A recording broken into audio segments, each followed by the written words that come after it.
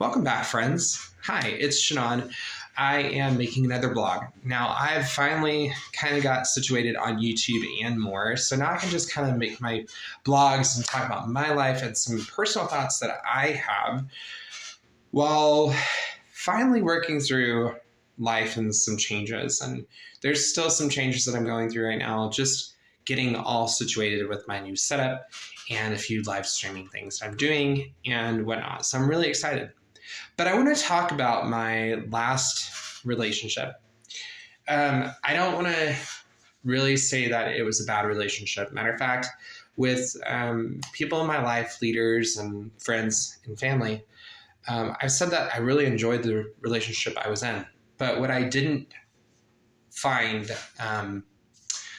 is I just didn't really find that some things that were in that is where I could see myself in 40 or 50 years. I also had been going through a lot of different things in my life and a lot of changes that made it very, very difficult to really, one, process the person that was in my life, and two, I did not want to marry somebody who was an asshole. And because of the relationships I had been in before, I had determined that specifically, that if somebody would call themselves an asshole or if people would speak against my dreams, these were some of the things that I had determined largely because when I grew up. And this is really for myself to process the last little bit. And I haven't really been making blogs because I wanted to give myself some time. That being said, one of the things I noticed about the area that I live in, so I live in the Kansas City area in the middle of nowhere, basically.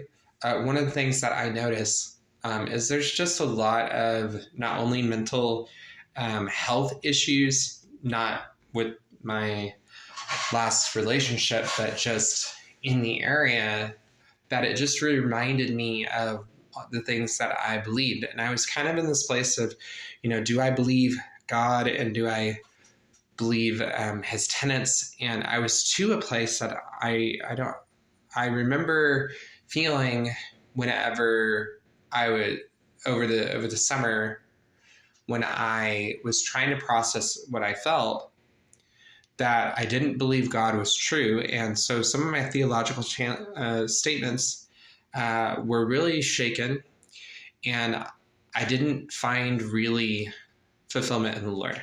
Not only that, but the person wasn't Jewish that I was with. So it made it really, really difficult explaining things. And I was very, very frustrated.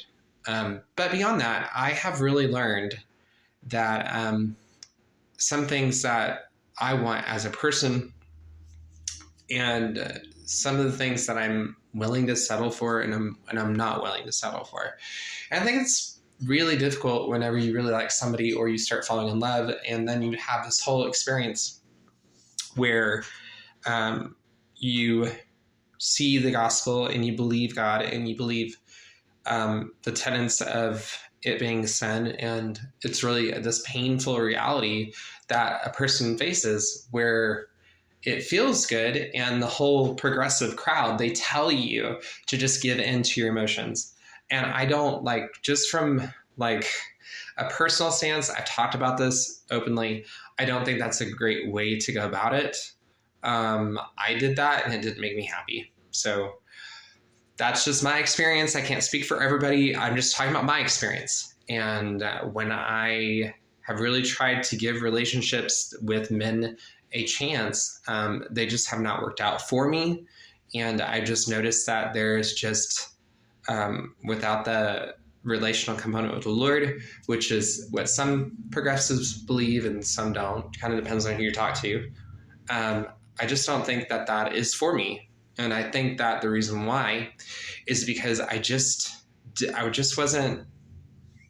realized that I wasn't going deeper in prayer. I realized that I was further disconnected from the Lord, that I was stopping. I couldn't have dreams. I was not excited about the scripture at all. And I felt that even because I've been with some people that are religious in different ways, I just really didn't see that in my last relationship.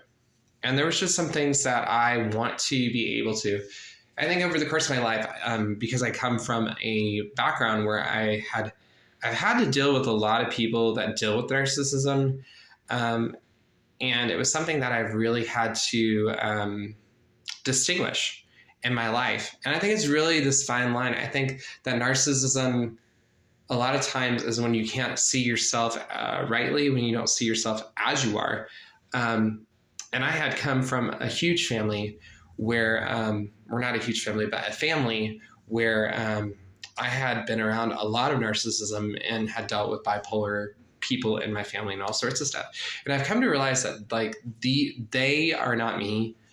And I have realized, especially the last several months, that just for myself. And so this blog is just about my experience. You can say whatever you like about yours, but I just really, the lack of respect the gay community has for people to process things is just really, really appalling. And I've also realized that when, not this past relationship, but a relationship before this one, they had actually gone out and like outed me to my family when I lived with them during COVID. I was really hurt by the church and didn't believe, and it was this whole story. But